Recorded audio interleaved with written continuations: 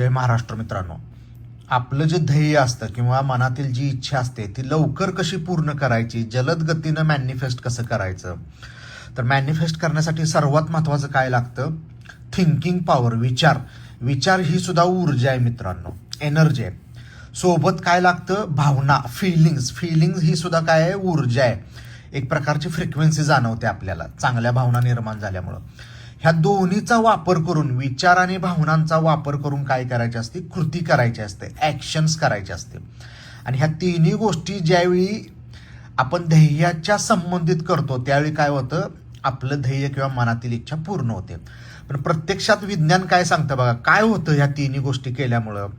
विचारांमुळे एनर्जी तयार होते, एनर्जी असते विशिष्ट प्रकारची. फिलिंग्स, भावना, याच्यातून सुद्धा काय होते? एनर्जी तयार होते.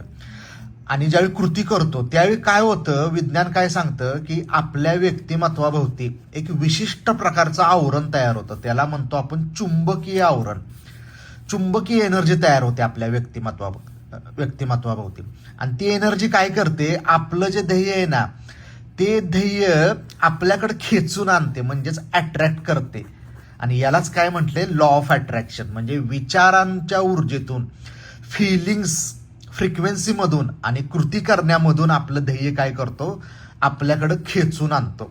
आणि त्याचं कारण असतं आपल्या भोवती तयार होणारं चुंबकीय आवरण. तर जलद गतीनं मॅनिफेस्ट करण्यासाठी इम्पॉर्टंट काय आहे? थिंकिंग, फिलिंग आणि ॲक्शन.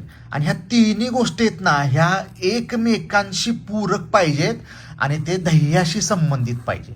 आता तुम्ही काय करा, आपण दिवसभरामध्ये काय विचार करतो, दिवसभरामध्ये आपल्या कोणत्या भावना निर्माण होतात आणि आपण कोणत्या कृती करतो, याचा ताळमेळ घाला आणि ते ध्येयाशी संबंधित आहे का हे विचार करा. तुम्हाला जाणवेल आपल्या मनामध्ये इतके विचार निर्माण होत आहेत, त्याचा आणि ध्येयाचा काही संबंध नाही. फिलिंग सुद्धा निगेटिव्ह होत आहेत. माझा पगार वाढलाय तरी फिलिंग काय? पगार कमी वाढला, अशी नकारात्मक फिलिंग आहे. ॲक्शन्स, दिवसभरामध्ये आपण कोणत्या कृती करतोय त्यातल्या अननेसेसरी कृती कोणत्या आहेत की ज्याचा आणि ध्येयाचा संबंध नाही. हे ज्यावेळी आपण फाइंड आउट करतो त्यावेळी आपल्याला लक्षात येतं की आपण कशामध्ये मागं पडतोय.